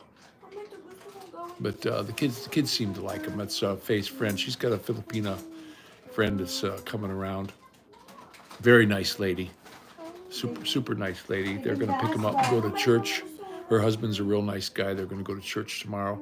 You know something, Faye, I ought to get my shower tonight and go with you guys tomorrow. Are you going? You have room for me to go? What kind of cars you got? Honda, I think. A red Honda. No, we can go. Is it a car or is it a? Car. Will I fit? I don't know. I don't know if it's a Let's car see if or I can fit. a red one. Yeah, they've been coming and picking up Faye and the kids and taking them to church. I didn't go last weekend, but maybe I'll go this weekend. I need a shower. I'm getting kind of a little bit, ripe. I haven't really been doing that much, just walking around here and up and down the hallways and stuff. And I got my buddy with me. Luke, I am your father. Maddie and I were up at the store. We saw that. I thought that was really cute. Darth Vader. You see him? And he's got a baby. Well, I don't know what happened to the baby, Maddie. Me neither. Darth Vader got a baby. He had a little baby with him. I don't know what happened to him. I don't know. But, yeah, a little soggy doggy. That was a good picture there, Sean. I wish you'd be able to put it up there so people could see it. That was the coolest picture I've seen in a long time. Just the way it was framed and everything. He took it with his iPhone. People are getting a lot of nice pictures now. It's like my phone. My phone really takes nice pictures. especially if you go out at nighttime and put it on the night setting, or you do anything like that. It'll really take a super nice picture. I can't look at it right now, Sean. I'll have to look at it later. But I know I need a shower because my head's getting a little itchy. But my little one's here. There, Maddie's playing his. He got that dang game. What's that called? Fortnite. Yeah. On Nintendo. Is that Nintendo? Got that for his birthday, and boy, he's really getting good at that game now. But you got to buy stuff on it. They got some kind of War Games one and all this. I guess for, you have to buy more. On payday, can you buy me like 1,000 V-Bucks? No, it's not your birthday or nothing. I No, don't on just payday. just because it's payday. I'm not going to buy you a $50 game. What are you nuts in your head? It's not $50. How much is it? It's $8. $8 for what? V-Bucks. V-Bucks? Yeah, but I bought you $8 last time. It wasn't enough. Then I had to turn around and give you 15 or 20 or something. No. Yeah. No. Yeah, he bought a game here last time, and he's like, oh, take this. It's only $8. Then when he got here, it wasn't any good. He needed more money. So in order to No, make that, I'm you can't get that $8 back. So you got to go buy more of these bucks. When you give me the... How about you just play that game and play with that for a while, and then when you need money, you can go get a job. You can go collect milk bottles or something.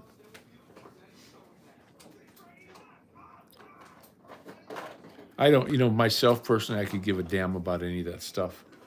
I don't. I'm not into playing that.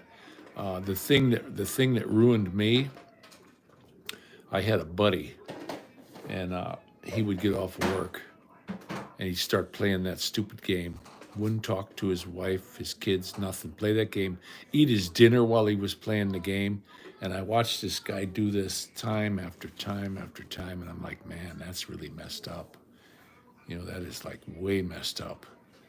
And, just a zombie, a game zombie. So, I don't want nothing to do with those. I don't want anything to do with them games. When I was a kid, I used to play that one game. It was a little arcade game. That was kind of cool. Nah, we give him so much time, and then the other kids get it too. That was his birthday present. He's pretty good. Maybe he's going to be a drone pilot for the military. I seen that's how they recruit some of these kids. Kind of like that. What was that? There was a movie on a long time ago called Starman or something like that, and the kid played the game, and then the alien came down and got him to, fight the galaxy thing. I forget the name of it, but that was a pretty cool movie. Mama? Ma. What do you want? You call mommy. All right, Mr. Longhair. My boy's hair is getting long. He hasn't cut it since he's been here. Papa, Come show us that nice, beautiful hair of yours, bub. Yeah, come on. I have the longest hair here. I know, you got really long hair. No, mommy does. My little daughter, her hair, we're not cutting it either, and she's got really long hair. I haven't cut mine in what? Months, 7 months. I haven't cut it. And at least it's not falling out. The dang, a lot of these chemo people, it falls out. That one fella said all his fell out. And then when it came back all fuzzy. It didn't come back like regular hair. It was fuzzy, and he was wearing a hat. And he goes, yeah, look how that came back. Kind of sticking straight up and curly. He goes, I never had hair like that. There you go, Sean. That's for sure. I don't know. But, yeah, we're doing good, guys. We don't have a whole lot more here. We're just, I wish they wouldn't be playing hardball with me with this apartment thing. The woman who runs the place did tell me a week ago that I could go month to month, instead of signing another year lease. And there are nicer apartments down here for less money. My wife got online. We found some that had washer and dryer in the kitchen, real modern kitchens and stuff for a couple $100 a month cheaper. And they're on the first floor with a nice yard. You kind of like you come out your door and it goes around the building. And there are some second floor ones, but first floor is okay with me. And this is a low crime area. This town. You don't see the thing you get more around here is these these guys from the 70s and 80s that are racing their cars around, and now they're 60s and 70s, and they're peeling out. And then the other thing you see around here is you see these motorcycle guys. They're racing through town and stuff. But they're popping them. That these cops have been sitting in that parking lot over there. And then what happens is he sits there, catches them, and then he calls on the radio, and they get him up out of town. They pull him over up out of town, and they're nailing these guys. So, all right.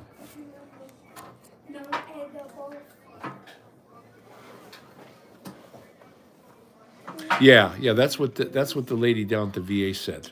But look, if they don't want me here, screw them. I don't want to be here. Hey, way to go, buddy. Sean sent me a picture, guys. Let's see. It's on the other phone. Hey, there's a picture of Karina. Where's it? Oh, yeah, this was a picture he sent. I don't know. I just thought that was a fantastic picture, guys. I just thought, wow, I would enter that photo in a contest. Just the way it's framed, and a little soggy doggy. He kind of took that thing in from somebody they couldn't keep it anymore.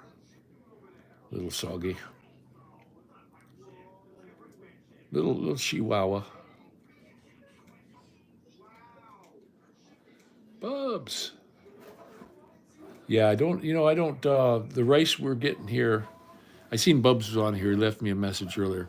The rice that they send here is not like the rice in the Philippines. Some of the rice we've been getting is absolutely horrible. So, yeah, I'm not, here's the thing about that, Dave. Honestly, if they don't want me here, I'm not going to stay here. I'm never going to stay anywhere where I'm not wanted. If they're going to play hardball with me, we're going to grab our shit and we're going to get out. I just don't like. I don't like the way they sent me that letter saying if I don't get out by July, we're being evicted. I've never been evicted in my entire life. I've rented before. I've never had any problem anywhere. We're good tenants. The place is real clean. We don't make a lot of noise. We don't cause any trouble. I did have that one thing where the fire alarm went off, but sorry about that. That was an accident. That was the pressure cooker, and I shouldn't. Maddie opened up the hallway door, and that set the alarm off in the hallway, so the fire department came. But that was the only problem we had here, and they were like, "Oh, it happens." Well, it didn't just happen to me too; it's happened to other people. But I just feel bad that they're doing that, and I don't know if it's the new girl that took over, because the head lady is a very nice lady, and now they bought another building close by here, and she's going to be running that one too, so she's got a lot of irons in the fire, so I guess she handed it over to this chick, and they're like, yeah, get out. It's like, what the heck is that all about? I want to ask her Monday when they're in there if we can stay month to month, because I didn't even really want to get a 2-bedroom, you know what I mean? It'd be nice to have 2 bathrooms, but when we go from here, I'd like to head down south, where there's some warm weather. But now we'll wait and see what happens with the summer. And if my wife wants to get another place here, that's okay with me. We'll get a place here. She got online, and boy, there's some beautiful places around here. All right, Sean, you take care, buddy. They haven't given me any kind of reason at all. None. Just that my lease is up in July. And I told them, look, well, then we'll go ahead and look for, since they want me to have this guarantor. I'm 63 years old. What do I need a guarantor for? She says, I need this guarantor. And if I don't get a guarantor, I can't have the place. What the hell is that all about? Guaranteeing what? I've been living here, it'll be a year in July or a year in June.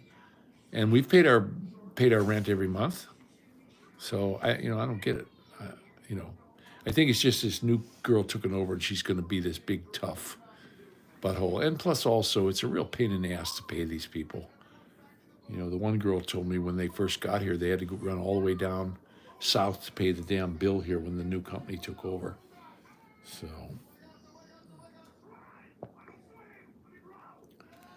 okay. But yeah, I don't see Bubs on there again.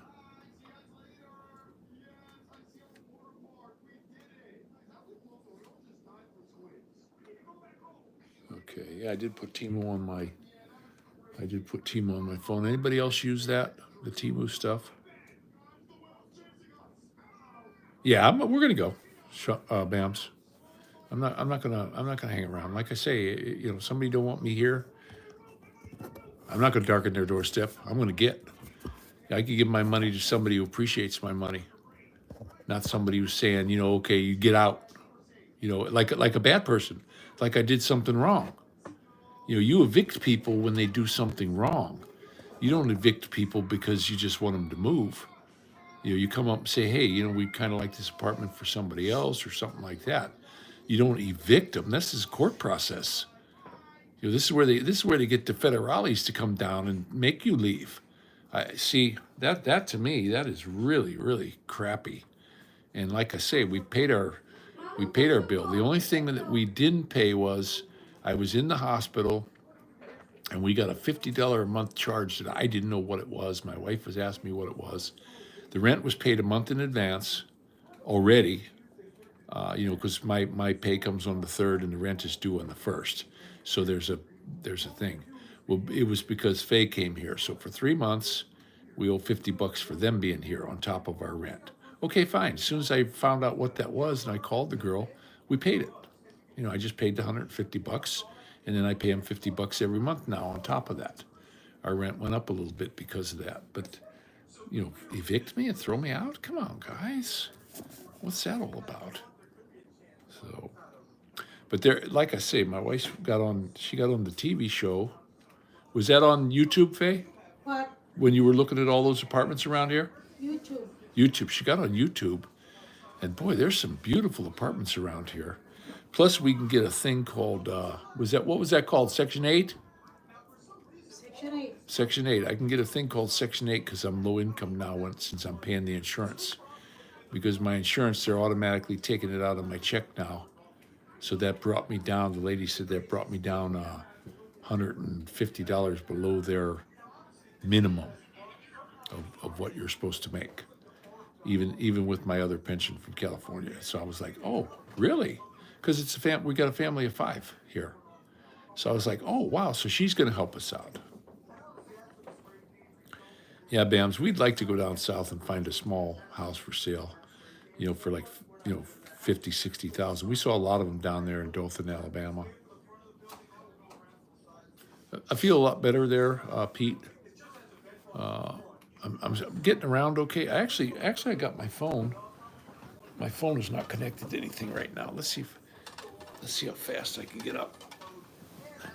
It's not the easiest thing for me to get up because my arms are a little bit weak. They're sore. It's like I did a workout, like I did bench presses and stuff and tricep stuff because my arms are sore.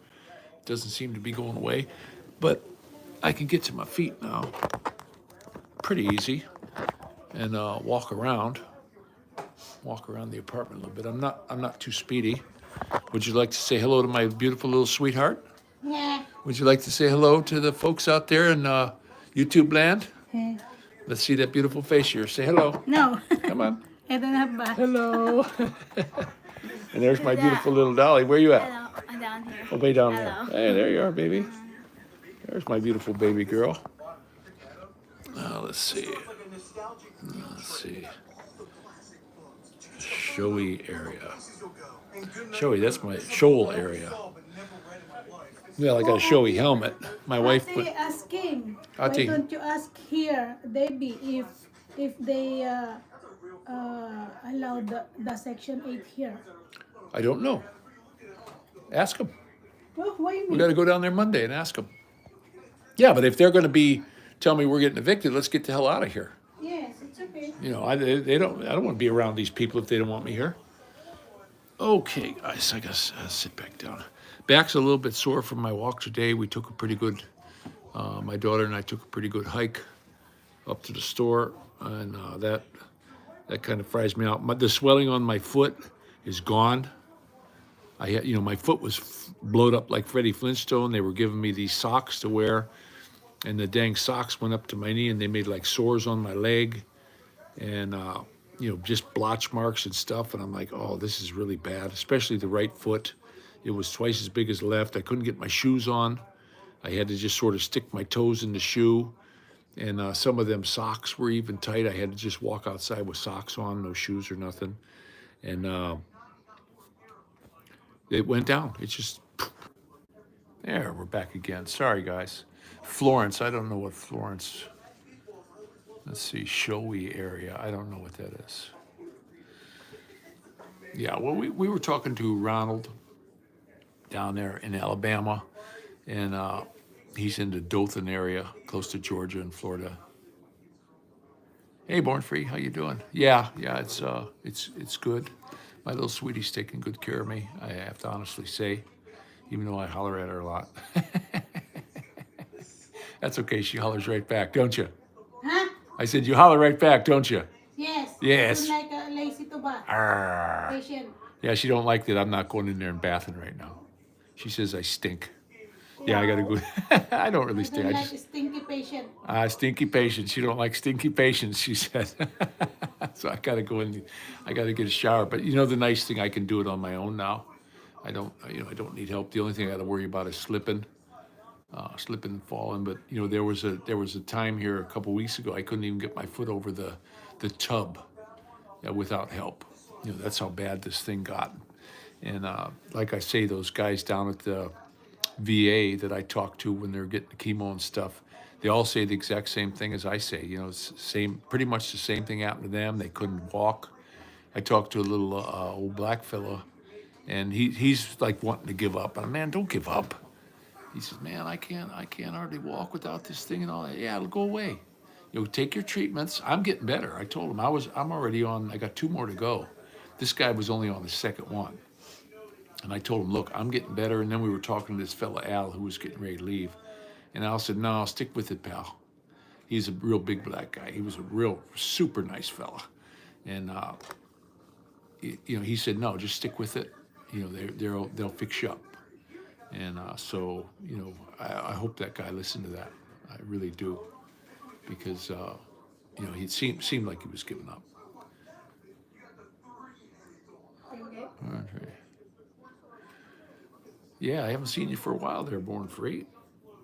You know, I got to do these kind of lives like this now because I got to get the computer thing set up. My cameras, it wasn't the Sony cams because I had those ones like rebooted. We hooked them up and rebooted them and said it's not the cameras, it's the phone. It's this stupid phone that I was using the KineMaster through that won't allow it. And Sony is swearing up and down it's not their cameras. There's nothing wrong with the cameras. So I need a different, I would have to get a different phone. I have this iPhone that I got from the cable company. I'm gonna try that one. Plus I have a laptop. I picked up from Walmart a used laptop. They had refurbished jobs down there. And I know I always had PC and all that kind of stuff. But honestly, the what do they call that? The I ones or whatever, they are a lot easier to use. They are so easy to use compared to the PC. So I went ahead on Sean's advice. I picked up one of those for like $400, and it seems to be working great. But what happened was the phone took a crap, and we got a green screen up. That's going to have to come down. I hope we find a nice place to move, and you know, get out of this joint and keep these people from being boneheads. And if they go up there Monday and she said no, that's a mistake. You know, you can pay month to month. I think we're just going to stay here month to month until we head south, right, Faye? We want to go in the summertime, and once after we get a buggy, a good car that we know is going to be dependable. I'd like to just head down south. It's about 700 and some miles, and I'd like to just go look over the area. And we got a guy down there, Ronald. He knows the different areas. Like I saw, oh, look at this house. Oh, you don't want to be over in that area, you know, so.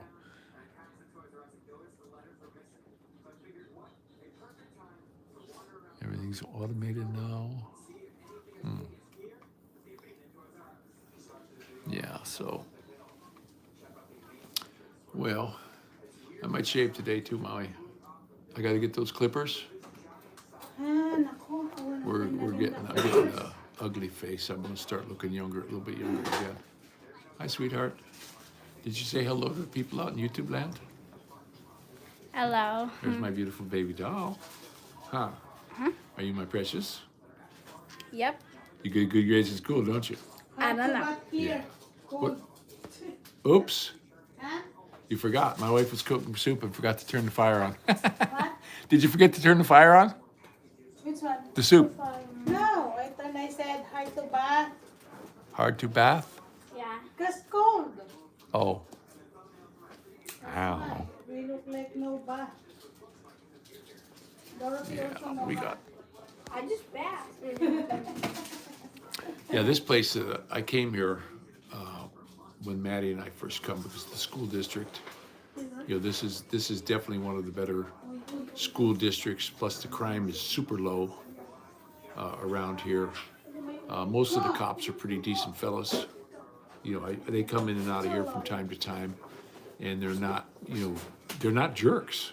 You know, you get into some of these cities, and the cops can be real jerks. You know, they're just not nice people.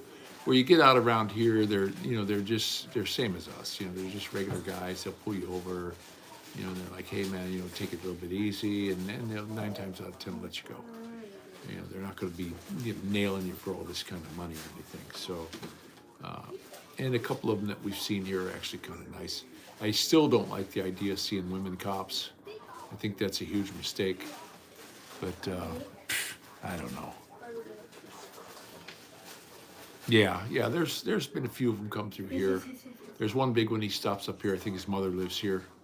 He always comes in and visits. You see him 2-3 times a week. Real big fella. He was waiting for the elevator one day, and I was talking to him. It just seems like a big, happy guy. He don't seem to be wanting to bother anybody, you know. And he didn't even park in the way. You know how some cops will just park right in the no parking or nothing?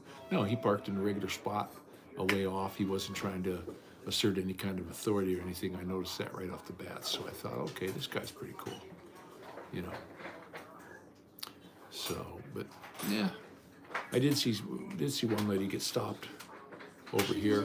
We were walking around outside with the camera, and I went right up to him and did like a little thing with the phone, watching him. Nobody said nothing. Cop didn't say nothing. He didn't care. Gave the lady a ticket. No seatbelt and speeding. But she was being a jerk. You know, so that's why. Hey, Dennis, how you doing? How you doing? I've been on here for, let's see, hour and 8 minutes. I believe we're 108 minutes. Yeah, that's our buddy from Pennsylvania. That's a nice place. I hope to get out there and visit my daughter pretty soon. She's been here a bunch of times already, and we'd like to get out there. It's just we got to get it. Like I say, we got to get a car. If I had the dough, I'd go up and look at that Cadillac tomorrow. You know, that looks just like a solid car. The guy even had pictures underneath it. I mean, this thing was immaculate. It just really was in good shape. And he says there's only 50,000 on it. And looking underneath the pictures that he showed up underneath on the frame, where you could see still some of the wax, I'm thinking, yeah, he's probably right. It wasn't on no gravel roads for sure. I don't know if it was down in Florida or where it was, but he said it was kept in the garage. So, and you know, a lot of people here, they'll buy a winter beater, and they will not drive into salt and cinders. You know, they'll put their good car away and they'll go buy a beater for the winter time, and then come summer again, then they sell the beater for cheap, and they go ahead and get their good car back out. I see a lot of do that. I know a lot of people with Mercedes do that, because you get one winter on a Mercedes, and holy cow, you take them to church on Sunday, they're so holy. Man, but I've seen a lot of brand new cars. I can't believe how bad they rust. We saw a dang Chrysler. It looked like a newer Chrysler, one of them Challengers, and the whole back was starting to rot off. Hey, I'm Phil. How you doing? I keep my kneader. I don't know what a kneader is. I have no idea, buddy, what a kneader is. Oh, beater. Okay. I should have caught that. Yeah, everybody around here keeps a winter beater, an egg beater, you know, because the salt is so bad. And then they started throwing anti-skid, which is basically coal cinders. Well, that chips all your paint and wax and everything off the frame and brings you down to bare metal. It's like sandblasting. So that salt can get up there and eat nice big holes, like that Mercury I saw. Beautiful car, rode nice. You never thought anything was wrong until you got underneath and see the big holes in the frame. You know, that just was horrible. And it's hard to get underneath there for me now, you know, if I had an inspection mirror, but, you know, inspection mirror and the flashlight, you can get under there and look real good, but, you know, I had to crawl underneath, and I was able to get up though, but, you know, I'm not gonna, like I say, I'm not gonna buy the first thing that comes along. You know, and I also can take it over to, if somebody lets me take it for a ride, I'll take it up here to Sylvester's and have them put it on the lift and give it a good look over. You know, I'm a pretty decent mechanic. I took it when I was in high school, and I always kept my vehicles running, the older vehicles. And, you know, this is an older vehicle, 74. And, you know, them old ones, you know, I still have a timing light. I got a little sun machine. I got all that stuff out there. I got a dwell gauge, you know, for the points. I got all that stuff still. I never got rid of it. It's just all sitting out there, sitting out in my tools. You know, some of that I just kept here, and I wound up getting it back. But, you know, the tools I brought to the Philippines, those are still in the Philippines. So I lost those. Probably never see those again, but I wished I would have been able to bring them back. It's just, they were too heavy. You know, it's easy to ship stuff to the Philippines in a Billy Buying box, but to ship it back is like ridiculously priced. I wish they had reverse Billy Buying boxes. So I just call them Billy boxes, but my sweetie's gonna make us some soup. You putting garlic in there again? Okay. I don't want any Garlic and onions? Yum, yum. I don't want any garlic on my. Where are you headed with that, Dorothy? Oh, just right here. Oh, you gonna have a seat? That's a nice chair, huh? The kids like that little rollinator I got a chair. nice game. Maddie uses it, that or the wheelchair to watch the tube. Actually, when I got that wheelchair, they were pushing me around outside. When we had the solar eclipse that day, I couldn't walk. Is it 10 I couldn't. o'clock? I made it to. I made it up from here to the door, and it was like, man, there's just no way. So I got in the wheelchair, and the kids pushed me outside. I couldn't really hardly get to my feet, but that solar eclipse was really cool. It got pitch black here, like midnight. That's the first one that I was ever in like that. I've been in solar eclipses where it was kind of like a partial. This one, at 3:15, I think, in the afternoon or something like that, it got dark, like midnight. And I got pictures to prove it. I took a picture, and then I wait a couple minutes, take another picture, and there's one picture where you can't even see the kids. You can't even see them. So, are you moving to the Philippines, Amphil? Because if you're moving to the Philippines, it's really easy to send them. When I was sending them years ago, they were $35 to ship them. And it didn't matter how much they weighed or anything. So I shipped all kinds of stuff. But coming back, if you want to ship anything from the Philippines here, forget it. I mean, it's just super expensive, cost prohibitive. So I had to leave all my tools there, you know, and that would have been nice to have. I don't know how much I'd be able to use them now anyway with the way my hands are. Hopefully they'll get better. They are getting somewhat better than they were, but, you know, I'm getting older. If I have something wrong with the car, you know, these garages are so expensive. I still like to do my oil changes and all my own stuff like that, or at least train the kids on how to do it. My older kids know how to do that kind of stuff. And my daughter used to help me when I work on my truck and stuff like that. And if, you know, I start doing that, I can get these boys, Mumu and Maddie, to start learning how to run a ranch. You know, if anybody can teach them, it'd be me. You know, I can teach them. I understand how these systems work, even on the newer cars. People say these newer ones are harder to work on, blah, blah, blah. Nah, they're just afraid of them. Fuel injection is one of the greatest things that ever happened. I remember when I was young, everybody wanted a fuelie. You know, everybody wanted a fuelie. And, you know, some of the guys who had them, they're great. Now I got fuel injection on my Kawasaki KLR. I got fuel injection on there, and people say, oh, well, I'd rather have a carb in case if it breaks. When do you ever hear of a fuel injection system breaking? Other than maybe getting clogged up with dirt, and that is just a cleaning. There's a big screen in there. You can see it in the tank, you know, and there's nothing in it. You can shine a flashlight in there and look at it. So, yeah, I don't think I'm going to have that kind of a problem. Plus, don't buy bad gas. A carved bike. Yeah, Phil. I won't buy a. Maybe what letter's wrong? Carb. Oh, carved. Well, you know something. If you get like that Luke Pan, what is that carburetor called? The one with the rod that's not round. Lifan or something. Nah, that's not Lifan. I can't remember what that carburetor's called. I've had those on when I had that DR 650. It came with a stock carb, and that bike never was right. And this fellow down at the shop said, "Hey, why don't you buy that? You put this carb on, your troubles are over." You know, they self-adjust for going up and down hills because I was going up through the mountain. 6,000-7,000 feet, I want. and it was a few $100. He traded me for the stock carb, and like $380 or something like that. And I threw that new carburetor on there, and guess what? That was a really good carburetor. That thing was fantastic. I can't remember the name of it. It started with an L.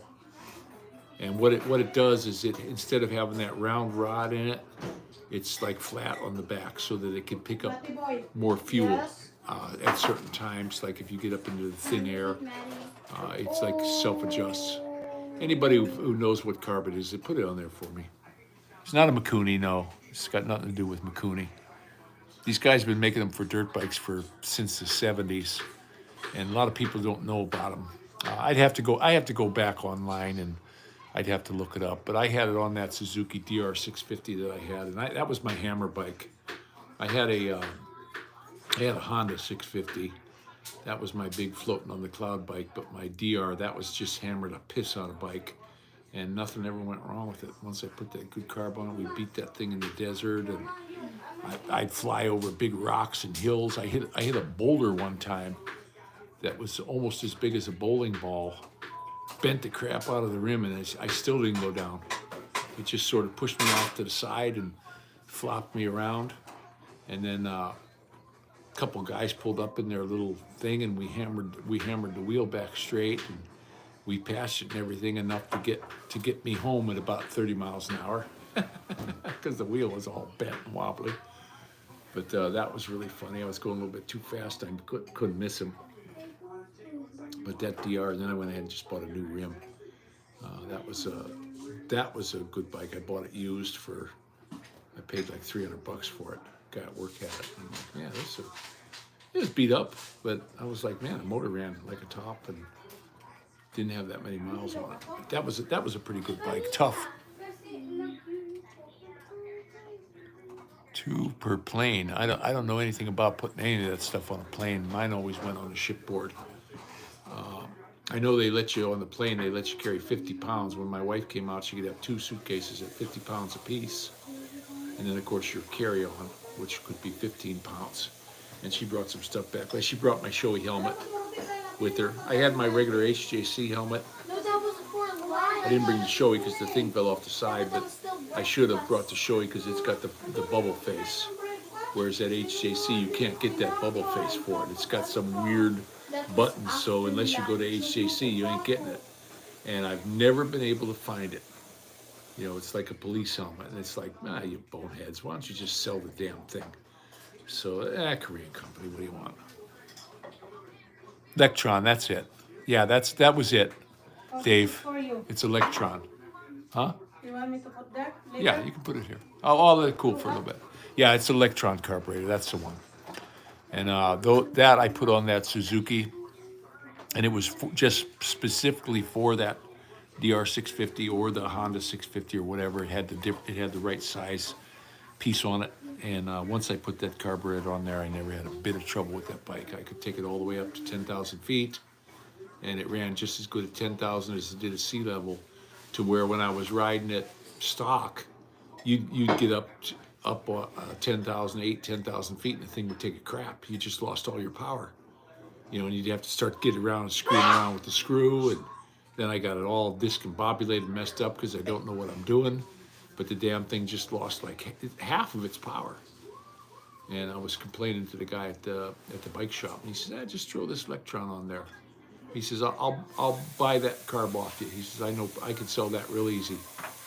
It was the stock carburetor off the DR 650, and so he took that carburetor and then he sold me that. I paid like I don't know how much they are new, but I know I had to pay about $350 or $380, something like that for it. And we put it on right there at the shop. And boy, I'll tell you what any bike I would get from now on that had a carburetor, I wouldn't even think twice about the stock carburetor. I'd chuck it and throw one of them electrons on there if I had another 650 or DR or anything like that. And even my brother's got that. He's got a carbureted KLR. Yeah, that'd be a great carburetor to put on. Of course, he just drives in the city here, so yeah. But they've been making those things since the '70s. And if you read about how they work and why they work, it's just ingenious. These guys really, they came up with a new way to make the button. I mean, I just thought it was really cool how they did it. And self-adjusting carburetor, very nice. But my sweetie made us a big bowl of soup, onion and garlic soup. I'm gonna go ahead and get to that. Been yakking for a good while. Thanks for joining in, guys. It's always nice chit-chatting with you. I hope next time I talk to you, I'm feeling a lot better, maybe even riding my Kawasaki KLR up and down the street. We went out and hopefully can get the tandem bicycle out.